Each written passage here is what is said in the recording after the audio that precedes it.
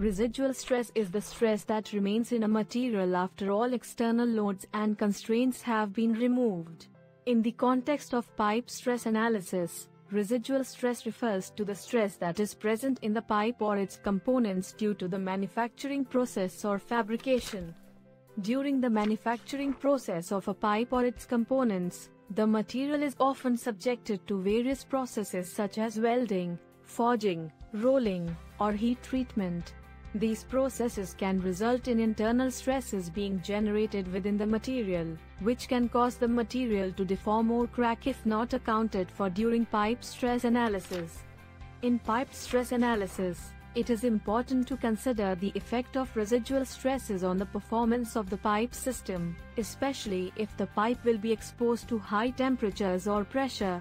Residual stresses can affect the fatigue life of the pipe and its resistance to failure, and therefore, they must be taken into account in any comprehensive pipe stress analysis.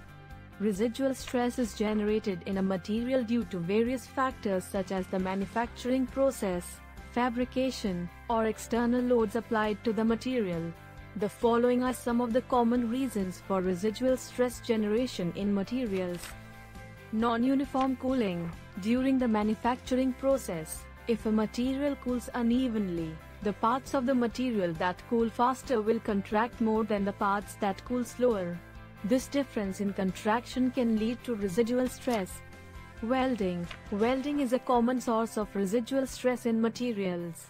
During welding, the material is subjected to high temperatures, which can result in thermal expansion and contraction. This process can create non-uniform stresses in the material, leading to residual stress. Forming and bending. When a material is formed or bent, the internal layers of the material are stretched and compressed. This deformation can create residual stress in the material. Heat treatment. Heat treatment can induce residual stress in a material if the cooling rate is not controlled properly. If the material cools too quickly or too slowly, residual stress can be generated. External loads. If a material is subjected to external loads during manufacturing or in service, such as pressure or thermal loads, it can cause residual stress to develop.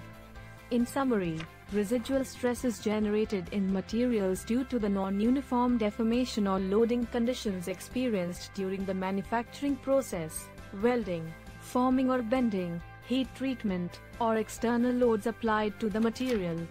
Residual stresses can be classified into different types based on their origin, magnitude, and distribution. The following are the common types of residual stresses. Thermal residual stress. This type of residual stress is caused by non-uniform heating and cooling of a material, such as during welding, casting, or heat treatment. Thermal residual stresses can be tensile or compressive depending on the cooling rate and the coefficient of thermal expansion of the material. Mechanical residual stress. This type of residual stress is caused by the mechanical deformation of a material, such as bending, stretching, or machining. Mechanical residual stresses can be tensile or compressive depending on the type and direction of deformation. Transformational residual stress. This type of residual stress is caused by phase transformations in a material, such as during quenching or aging. Transformational residual stresses can be tensile or compressive depending on the type and direction of the phase transformation. Welding residual stress. This type of residual stress is specific to welding, and is caused by the thermal and mechanical effects of the welding process. Welding residual stresses can be tensile or compressive depending on the type of joint and the welding parameters. Residual stress due to shot peening. Shot peening is a surface treatment process used to induce compressive residual stress on the surface of a material, which can improve fatigue life and resistance to stress corrosion cracking. In summary, residual stresses can be classified into different types depending on their origins, such as thermal, mechanical, or transformational, or their specific applications, such as welding or shot peening. Understanding the type and magnitude of residual stress in a material is important for designing and analyzing components that will be subjected to external loads and cyclic loading. There are several techniques for measuring residual stress in materials, including X-ray diffraction, XRD. This method is based on the principle that the distance between the atomic planes in a crystal lattice is related to the angle of X-ray diffraction. By measuring the diffraction angles of X-rays that are scattered from the material, the residual stress can be calculated. Neutron diffraction, similar to XRD, but using neutrons instead of X-rays. Neutron diffraction can penetrate deeper into the material than XRD and is therefore more suitable for measuring residual stress in thick or opaque materials. Ultrasonic testing. This method involves sending high-frequency sound waves through the material and analyzing the reflected waves. Residual stress can be inferred from changes in the velocity or amplitude of the sound waves.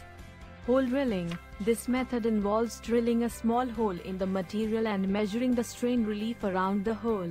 Residual stress can be calculated by analyzing the amount of strain relief. Ring core method. This method involves cutting a ring-shaped specimen from the material and measuring the amount of deformation when the ring is cut open. Residual stress can be calculated from the amount of deformation. Each of these methods has its advantages and disadvantages, and the choice of method depends on factors such as the type of material, the size and shape of the sample, and the level of accuracy required. Residual stresses can have significant impacts on the performance and reliability of materials and components. Some of the key impacts of residual stresses are: reduced fatigue life. Residual stresses can reduce the fatigue life of a material, meaning that the material will fail at a lower number of cycles under cyclic loading than a material without residual stresses. Increased risk of fracture. Residual stresses can increase the risk of fracture in a material, especially if the material is exposed to high loads or harsh operating conditions. Deformation and distortion. Residual stresses can cause a material to deform or distort, leading to dimensional changes or surface cracking. Residual stress relaxation. Residual stresses can cause the material to relax over time, leading to a reduction in the material's strength and stiffness. Corrosion. Residual stresses can accelerate the initiation and propagation of corrosion in a material, leading to premature failure. Buckling. Residual stresses can cause a material to buckle or warp under external loads, which can result in structural failure. Reduced bonding strength. Residual stresses can reduce the bonding strength between different layers or materials, leading to delamination or separation.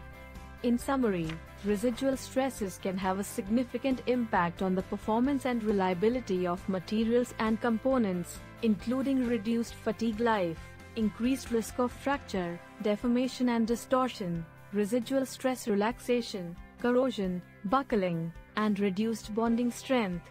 It is therefore important to consider the effects of residual stresses in the design, manufacturing, and maintenance of materials and components. Residual stress can have a significant impact on the fatigue life of a material. Fatigue failure occurs when a material is subjected to cyclic loading that causes progressive damage and ultimately leads to failure. Residual stresses can accelerate the fatigue process and reduce the fatigue life of a material due to the following reasons. Residual stresses can act as additional loads on the material, which can combine with applied loads to increase the stress amplitude and reduce the fatigue life. Residual stresses can cause stress concentrations at critical locations, such as notches or cracks, which can initiate cracks or accelerate crack growth. Residual stresses can cause changes in the material microstructure, such as the formation of slip bands or the generation of dislocations, which can affect the fatigue crack growth behavior. Residual stresses can cause changes in the material's elastic properties, such as Young's modulus or Poisson's ratio, which can affect the stress distribution and the fatigue crack initiation and propagation.